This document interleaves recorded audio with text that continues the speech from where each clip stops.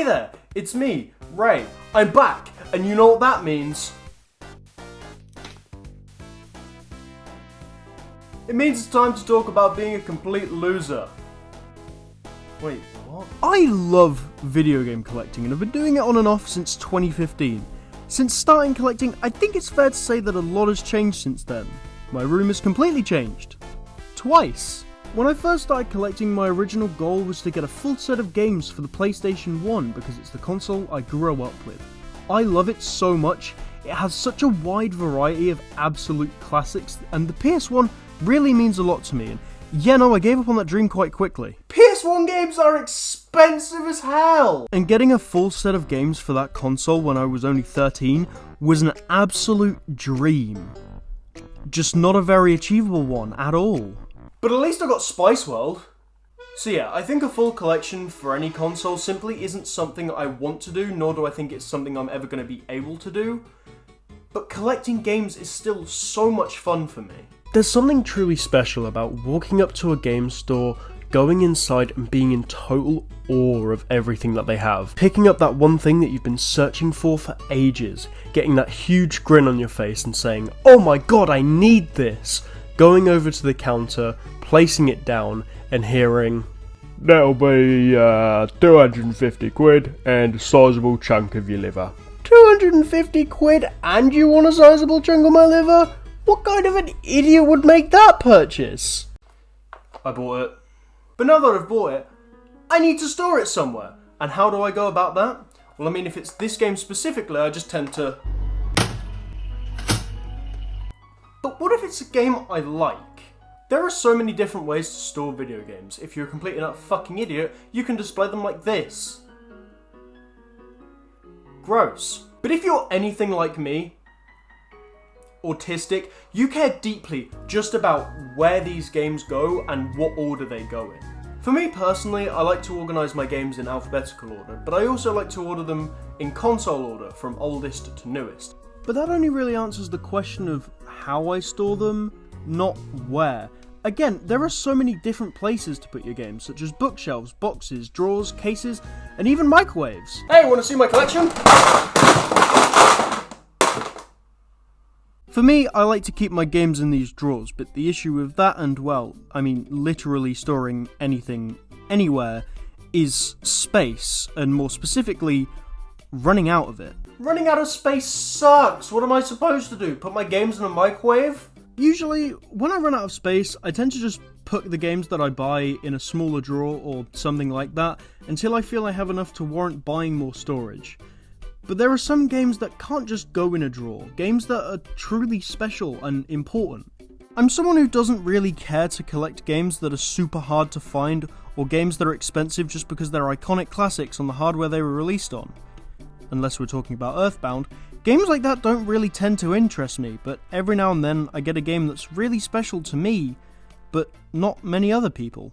Games like Abe's Odyssey, Munch's Odyssey, the Medieval franchise, oh wait, hold up a minute.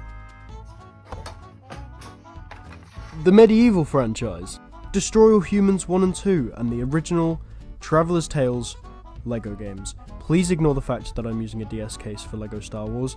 I don't own the physical 360 version anymore. These are the games that I grew up playing and were a key part of my childhood, helped shape me into who I am now. I think I can safely say that without these games, I probably would have never started collecting at all. So where do I put games like that? These games go in the most prestigious place a video game can go, somewhere so important that God himself could not even touch it. These games go on the shelf. Look, a penis. But then, there are the other games. Games that you buy or get given that just get put on the shelf and forgotten about.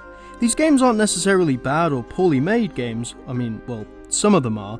But it's hard to play every single game you own when you own so many. Maybe one day I'll have enough free time to at least try every game I own, but realistically, that's just never gonna happen. But that's kind of the beauty of collecting. It's all personal to you. Games that I love that you've never played, and games that you love that I will probably never play. And it's so cool. There are literally thousands of games, old and new. Everyone has their own unique experience, And it's so cool to be a collector and be able to share these stories of the games I own, whether it be how or where I got them, or my experiences playing the games themselves. Being able to walk in my room and see 2 drawers full of virginity is something that I will never take for granted and something I will always truly appreciate. Speaking of stories, I should probably show off some of the parts of my collection that I find really interesting and share some of the stories with you. My copy of Super Mario Bros. On NES.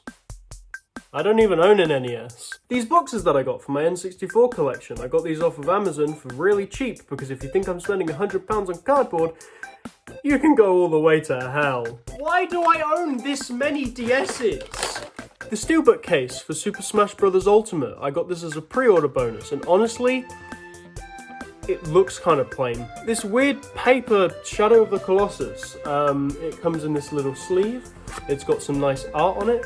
Opening it up, we have the manual, and we have these really cool, if I can get them out, we have these really cool, like, other art pieces. I don't know, it's kind of cool. I don't really know why I bought it. I just wanted a copy of Shadow of Colossus, and this was the only one they had. I didn't know that this was not the standard. And finally, Spice World.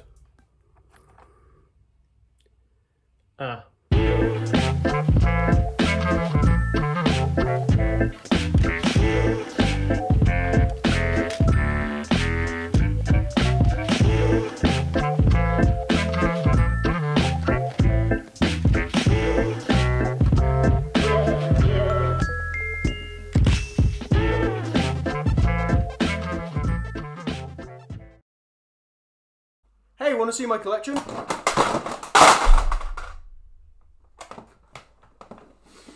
Fuck, they still didn't all come out. Fuck.